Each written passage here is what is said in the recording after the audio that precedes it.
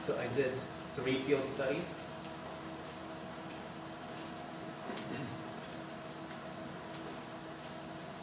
The field studies focused on physical activity.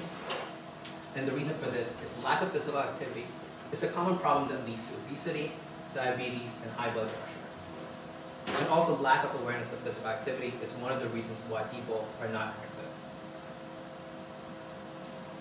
And also I focus my work on sedentary people and walking. Research suggests that they are less aware of their physical activity and how to become more active. And also I wanted to encourage people to walk because it's easier to integrate into daily life. And there's a lot of physical activity systems out there, personal informatics systems out there to collect physical activity information, like a pedometer or a watch that collects your steps, and also the sensor armband that you wear on your arm. And there's also research on how do you show these information to users using mobile phones. And there's also research on factors, on the value of factors too, on behavior. So physical activity is affected by lack of time, choice of activities, their environment, and social influence. And the CTC suggests that understanding of factors is helpful to circumvent barriers to physical activity. And also there's research on how multiple factors can help with diabetes awareness. So for example, in this study, they associated blood sugar level with images of what people eat. And then here, they use the system in a class where people discuss their images and blood sugar level. They also tested a prototype, but they only tested it with 1 person. There's also work with asthma patients videotaping their daily routines, so to help them find the presence of harmful allergens that exacerbates their asthma. Here, they videotape their daily routine, but another person, a trained observer, assessed the information and then gave the information to the user. So instead of the person reflecting on it, someone else is giving them the information. So the prototypes that I made collected step counts, and it also collected 3 types of contextual information: activity, location, and people. And the reason I focus on these 3 types of contextual information is that in ubiquitous computing research, a lot of people are working on collecting these types of information. And I thought, well, let's demonstrate one way in which this kind of information can be used. So the first thing I did was I did a diary study. And the reason I did a diary study was I wanted to build, before I build a prototype, I wanted to explore what people would do when they have access to both physical activity and contextual information.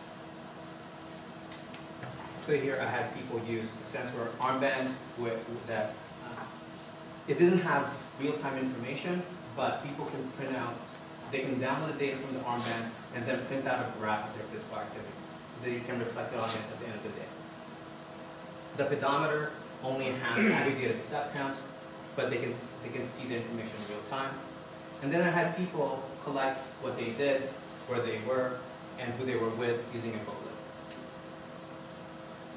And from the field study that I did, here are some takeaways. This one person said, "It was nice to see that I walked more than I did. It was one day when I was babysitting, I walked so much with a baby, and I walked all over campus." So here you can see as when they're describing their physical activity, they're also describing what may have affected their physical activity. And here's another one. Housework and walking to the bus stop can contribute, really. I mean, I take that for granted in terms of energy expenditure. And also there was this interesting thing that people did with the graphs from their sensor armband and with the booklet. What they would do is they would look at the graphs and they would try to find where the peaks were and then see what time those peaks happened and then match it with what happened in the booklet. So they can see when they were active. So just to summarize this diary study, participants made associations between their physical activity and contextual information, helping them become aware of factors that affect their physical activity. So, but can a prototype support this type of kind of reflection in a field study with more people? So I made a prototype which is called Impact 1.0. And this system had a pedometer and a booklet. People wore the pedometer so that they can see real-time information about their steps. And then they recorded on a booklet the number of steps that they took, where they were, who they were with, and what they were doing. And then I created a personal informatics dashboard where they can see their physical activity and the different contextual information associated with that physical activity.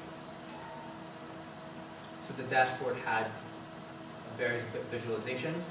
They can see their day with labels on top of the physical activity. They can also see a table and chart of their steps in context. And also they can see their steps by hour and by period of the day. When I did the field study, it had the baseline phase, where the baseline phase was 1 week. And here they only used the pedometer and they only recorded their steps. Then I had people use the steps only version, which they used for 3 weeks long. And here they had the pedometer, the booklet, and the visualization of their steps. And then the impact 1.0 version was, they also used it for 3 weeks. Then they recorded steps, activity, location, people, and they saw visualization of their steps and context. I had 30 participants, and all of them were sedentary. They were pre-screened using the stages of exercise and behavior change. And then I gave them questionnaires at the end of each phase. And here's some of the things that people said during the study. It helped me realize which activities were more important.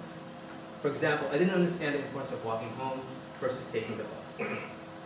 And here's another one. It turns out I get the most walking done to and from work, which I can't say I wasn't expecting. But I also had no idea that walking around Squirrel Hill for just an hour or two made such a difference. So also when I counted the number of participants who mentioned context when they're describing their physical activity, here we can see that with people who use an Impact 1.0 version, more of them describe their physical activity with contextual information. Also, Impact supported reflection on context. Here, this person said, the visualization I used the most was the one asking who I was with. I hadn't realized that I was so sedentary most of the time I spent with my friends. So here, this person was using the visualization of who they were with and realizing when they were inactive. But there were some possible improvements for Impact. Impact gave, like this person said, Impact gave a lot of cool information, but having to input all the various factors was a hassle. So they had difficulty using the system.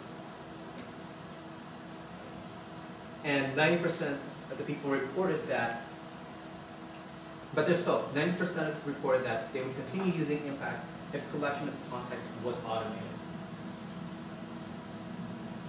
And so that's what I did in the next version of the prototype, with Impact 2.0.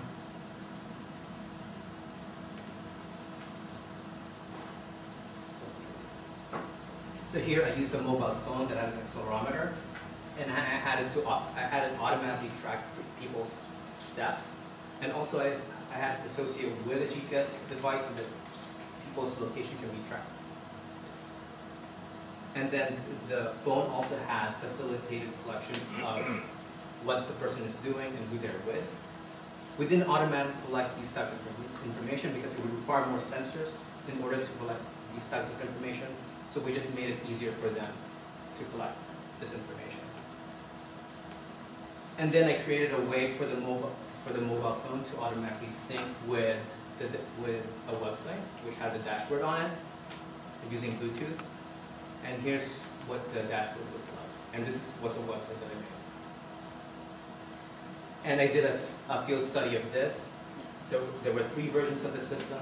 The first one was the baseline version, where the phone only collected steps, but they didn't see any visualizations on the dashboard.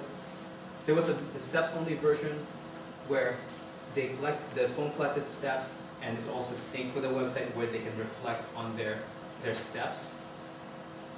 And there was the Impact 2.0 version, which collected steps, activity, location, and people, and the website had visualizations of their steps and context. So the study had 4 weeks of the baseline phase, and then the next 4 weeks, I separated the groups of people into 3 groups.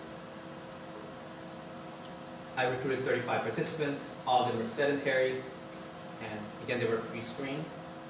And at the end of each phase, I gave them questionnaires. So, thankfully, there were no complaints about inputting data, so the automation worked in this case. But people complain about carrying multiple devices. For example, this person said, I would not like carrying 2 devices, the GPS and phone. That was too much. But now we have the iPhone that collects these kinds of information with GPS and step counts that we can put it all into one device. So, the next reason that I looked at was the awareness of factors, whether it increased for the groups. And I expected that for the impact group, that their awareness of factors would increase more than the other groups, but all of them increased equally. So that was unexpected. And when I looked at how many people mentioned context when they're describing their physical activity, the number of people were pretty similar. So looking back at the Impact 1.0 version and the Impact 2.0 version, we can see some short-term benefits and problems. With the Impact 1.0 version, which was manually collected, the data was harder to collect because they had to collect a lot of information and write things down. But they were more engaged with it because they were writing things down in the booklet, transcribing it onto the website, and then looking at the website. With the Impact 2.0 version, the data was easier to collect, but they were less engaged. They didn't have to think about the data while being collected. And when we ran the study, we didn't force them to reflect on the information. We didn't tell them, you should visit the website every day. We just told them, you can visit the website anytime, and perhaps in this case, the individuals did not look at it as often that you could have helped them become more aware of the facts that affect their behavior. So I looked at the long-term reflection, the value of collecting contextual information in the long term. So I looked at, I did the study 6 months later, I did the follow-up study 6 months later when they were more likely to have forgotten their data. And from this follow-up interviews, I saw that people expressed interest in comparing over long periods of time. And they were curious about the peaks in their physical activity. So when they were reflecting on it, they were looking at the peaks. But only those people who had visualizations of contextual information had reminders of what happened during those peaks.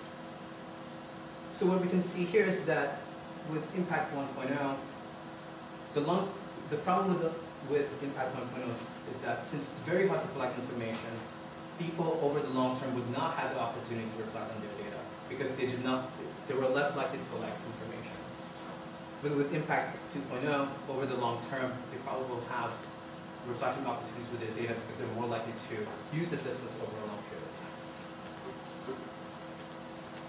So overall, to summarize all the different studies, I provided some evidence that a system that shows context can reveal factors that affect behavior, but the value of the data is highly dependent on the type of support. So I told you before that I focused on collection, integration, and reflection during the field studies.